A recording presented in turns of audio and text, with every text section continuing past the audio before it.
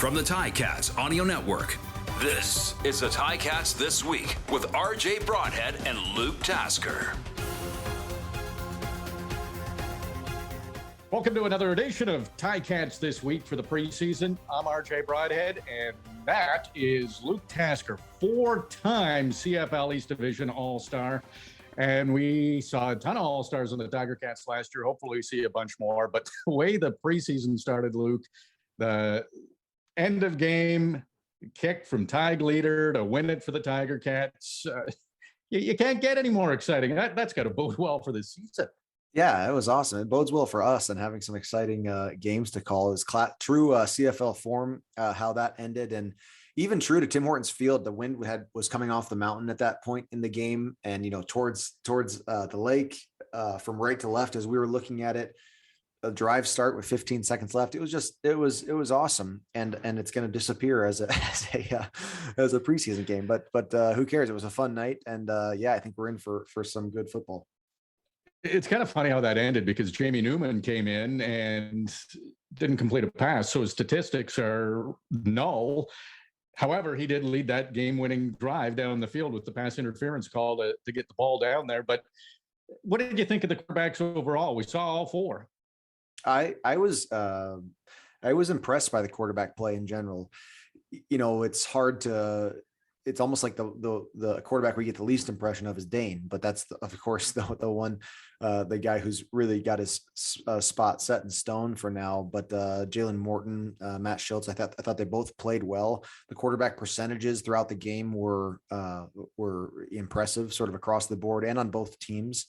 But seemed like we saw the most of Morton, and I thought that he did a good job of not just out there trying not to mess up. It looked to me like he was making a real effort to make plays and to control the clock and to drive down the field. So I think there are so many years, and as you think back to last year, the controversy that we were dealing with as onlookers to what was going on at Tim Hortons Field. And not only do we not have that, but it seems like they have some healthy and lively depth there that will, hopefully not due to injury, but I would expect at some point in the season we see that come into play.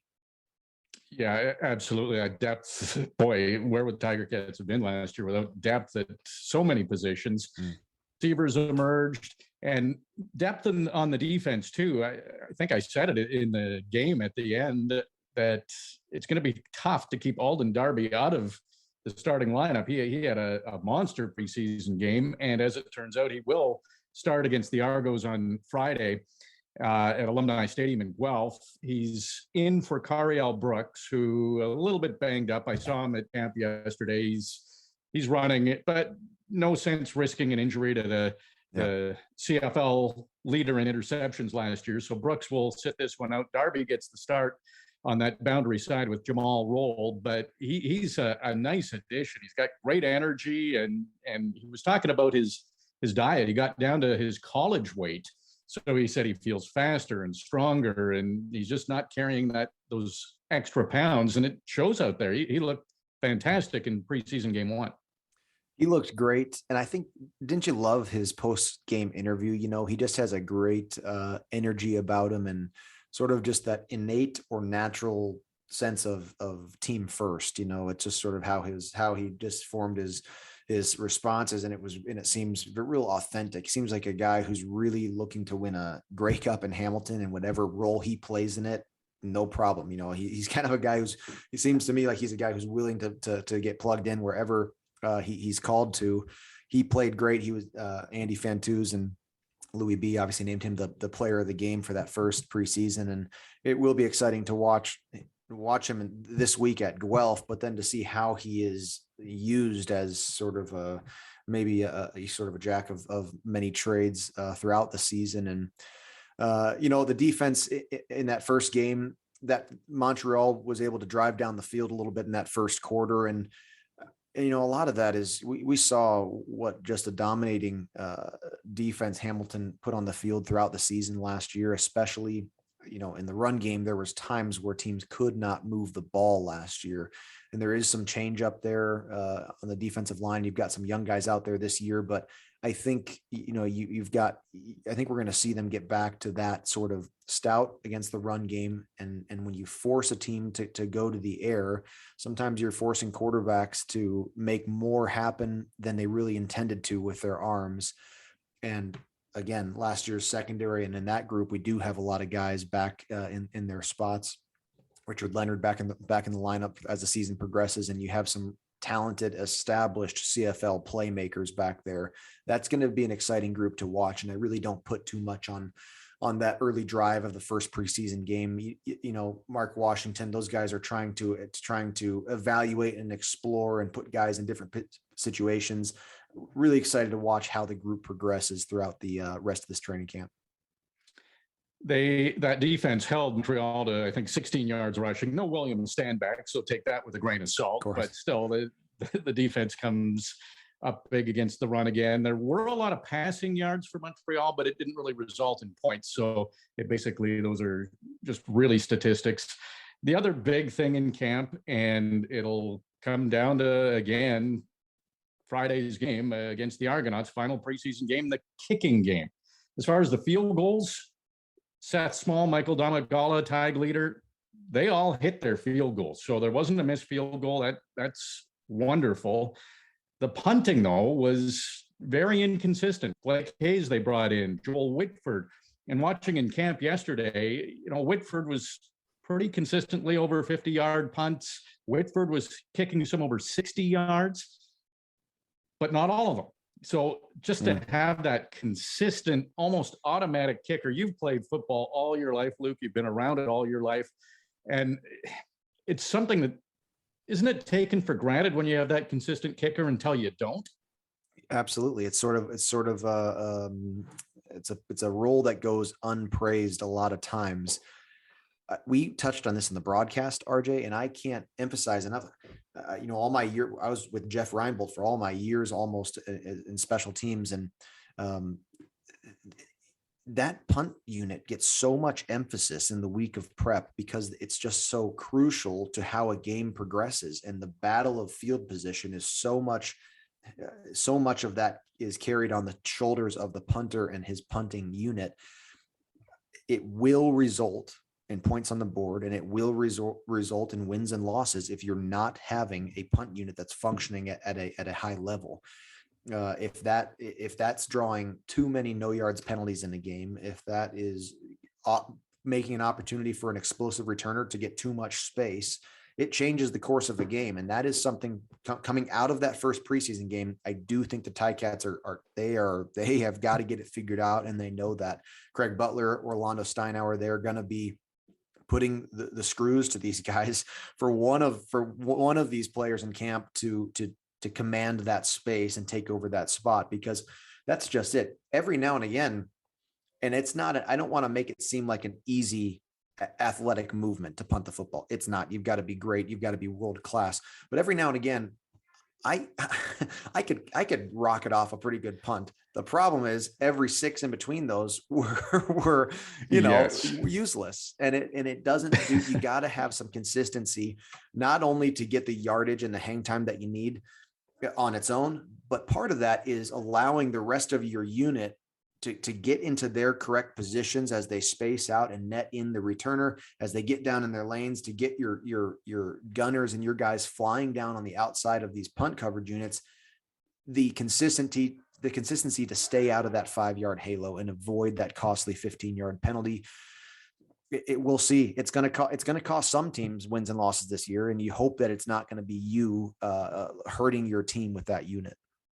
Absolutely. Kind of a fun thing at camp yesterday at the end of the workouts, they had the water balloons. I don't know if you ever had that or if that's a Coach O thing, but everybody got a water balloon, partnered up. They threw it back and forth. So you had to have the soft hands to make sure that water balloon didn't break.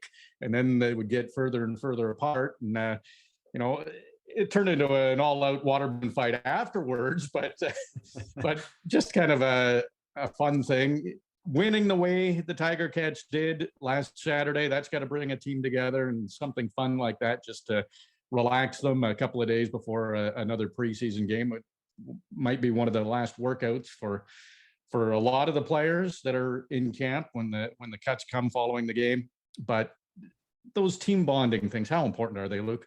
I think Coach O has a particular talent for it as well, to sort of recognize if a team needs, a little bit more harsh or straightforward feedback, or a little bit more practical instruction, or if they need something more in lines with a water balloon toss. Or, I remember some camps where Coach O, just had sort of interesting visualization on the board, just sort of things to sort of, help you to understand that it's all about your mindset when you go into a time in life of adversity, or it's kind of all about the attitude that you take on and not about letting your circumstances control you. Because that's really football. You got to be ready to ebb and flow with it while keeping your mindset towards winning and towards being great. He's really talented, I think, at seeing a team's needs for that. The preseason win, it's made me think differently about it, because I kind of do approach I think my natural instinct is to approach a preseason game with, when it comes right down to it, I really don't care about winning or losing. I have to do some things to evaluate these guys. I don't care if my play call doesn't make total sense for right now. If I need to see this player run this route or run this ball, I'm going to call this right now because I want to see it against the deep, whatever, kind of that sort of mindset. And I've sort of reevaluating that after this last week, because I really do feel that it would be valuable to get a win like that. And as far as building that team camaraderie, but also practicing winning that way, because you get in the habit of winning, and unfortunately you get in the habit of losing too. And sometimes it can feel like, oh, here we go again, if you've got a team that gets too used to losing. And that's why it's hard for a good team to pull themselves up and change the way that they are in the middle of a, or even in an off season, a franchise, to sort of turn around. That habit of losing is real. And a game like this, to start the year off, practicing winning a game like that and practicing storming the field. And I say that in the game, Coach O does these things in practice. They'll practice running on the field after hitting a field goal. So I don't want to act like this is the first time they did that or it's unique, but just getting that real time experience of seeing 0-0 on the clock after a game winner, that's just great for a team, even if some of these guys aren't going to be able to hang around. I want to run something by you, because you're a receiver, and it rained at the workout yesterday, just a brief rain. And I was watching Stephen Dunbar, and he didn't have gloves on. And I thought, boy, I'm pretty sure he wears gloves. And then he stayed probably 30 minutes after the workout was done and caught balls from Matthew Schultz. And Dunbar is out there all the time after the workouts are done. So his success is not an accident. He earns it. But I talked to him after, and I said, hey, no gloves. I said, don't you normally wear gloves? And he said, yes. But he said it happened a couple of times last year where it rained. And he wasn't sure about taking the gloves off and going with bare hands. So he wanted to finish that practice and then spend another close to 30 minutes with Matthew Schultz catching balls with the bare hands, and says if it rains in a game now, he feels a lot more confident taking the gloves off and going with the bare hands. So do you think that's a smart move for Stephen Dunbar? And is that something you would do when the conditions would change? Yeah, we were always talking in the receiver group as to what's best, or pregame, what's it going to be like, and what's everybody going to do, and why do you think that's better? I was of the mindset I would pretty early, if it was actively raining, I would take my gloves off as well. If the ground was just wet or snowy, but it wasn't actively, there was no active precipitation, I would try to leave my gloves on. The problem is you can't feel, you don't really know how slippery your gloves are, because you can't feel it. You got a glove on the other hand too. So like it's a little, you almost, sometimes I feel like I didn't actually trust it. Like I could dry it off with a towel, but I don't know if the towel's wet because I can't feel it because I got gloves on. And I don't know if the front, if the Yeah. cover of my gloves are wet because I can't feel it because I got gloves on. So it was all, I kind of got in my own head a little bit with that sometimes, honestly. But if you take your gloves off, you at least know how wet your hands are. And then you can kind of catch the ball. And sometimes you have to body catch a ball if it's really bad, elements. I got to a point where what I would do pre-game, even if I was going to wear my gloves, but it might rain during that game, and we're always checking to see that's going to be, I would put little tape around each joint of my finger. So I had all these white stripes on my fingers, and that kind of just helps give you a little bit more just like support as that hard, wet football comes flying, to just have your hands a little bit strengthened, a little bit supported, because you're so used to wearing gloves. But I did like to go barehanded just because I knew what my hands felt like. And if you go to catch a football expecting your gloves to be tacky and it's not, that's the classic time where that ball slips right through your gloves, because they really are not very good when they get too wet. So you know what, the best, if I was to advise a young receiver, I'd say whatever your mind is telling you that you're going to catch the ball better with, do that. If you got to wear mittens because your mind thinks your hands will be better when they're warm, just do it. Cause it's all mental anyways. You know, you could, if the gloves were said no more gloves in football, they're illegal, don't want you to wear them, well, we'd all end up catching the ball once we got used to it. It's a mental thing. So yeah, I don't blame him, but you know, it is great to see him out there practicing that, because it does take a little time to get used to any change that you make. Well, that's fascinating stuff, and makes sense with the gloves. You can't really tell if they're wet. One thing I also want to touch on before we wrap up, Luke, is this is it. This is last chance for a lot of the players to make the Hamilton Tiger Cats. It comes down to tomorrow night, 7:30, Alumni Stadium in Guelph, taking on the Argonauts. So this could be the biggest game for a lot of players, and this is it. This is your last chance. Yep. For a young guy, a rookie who, you know, isn't sure still, he's still on the cusp of this. And there's that thought process where if it's not going to be this team in this training camp, it may not be any other shot. This really may be it.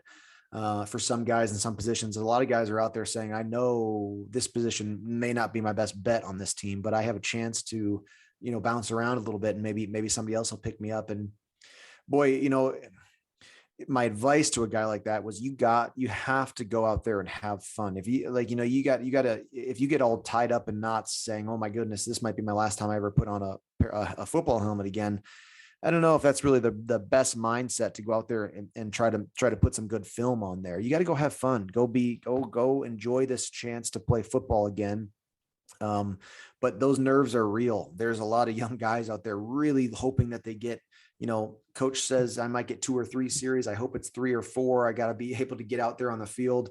But the staff has a lot of decisions to make too, not only as how to evaluate best, but who to give the most plays to, who do they need to see the most out there.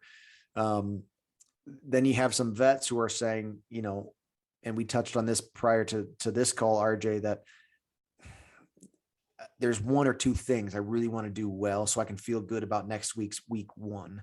I remember there was just some mindset things in my late years where I was saying, on this route for this play, I have to see the entire defense prior to the snap of the ball. If I don't practice snapshotting the full defensive secondary, then I don't really know if I can trust myself to do it in week 1. I have to get that practice of live, hear the play in the huddle, get my assignment, go up there and see everything, and then run this route with greatness.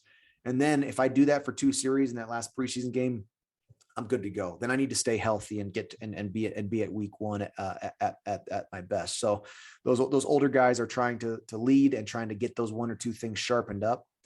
And these younger guys are tooth and nail. They're trying their best to be a part of the Ticats a week from now. We'll have to see how much we see Dane Evans. He is listed as the starting quarterback. He might only play a couple of series because obviously the Tiger Cats want to get a look at the other guys. Braylon Addison won't even dress for this game. He's healthy, but there's his injury past. No sense risking him. Tim White will return to the starting lineup, so he didn't play in preseason game 1. Julian Hauser's back. Chris Van Zyl, David Ungerer, who looks super confident catching the ball. Mm. Just as the ball's coming, it's puts his hands up at the last second, and everything looks really comfortable with him. The Argos did lose their preseason game against Ottawa, but they hardly had any of their starters. McLeod, Bethel, Thompson will start. Speedy B will be in the lineup for the Argos, and so will Garrett Davis.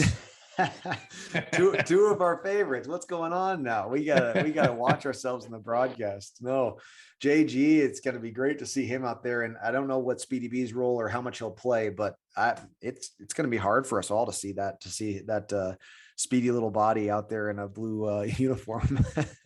It will be different. And of course, it's the big rivalry, Hamilton-Toronto. They play 5 times, including this preseason game on Friday. But I think the 4 regular season games are interesting because all 4 of those games come in a 5-game span.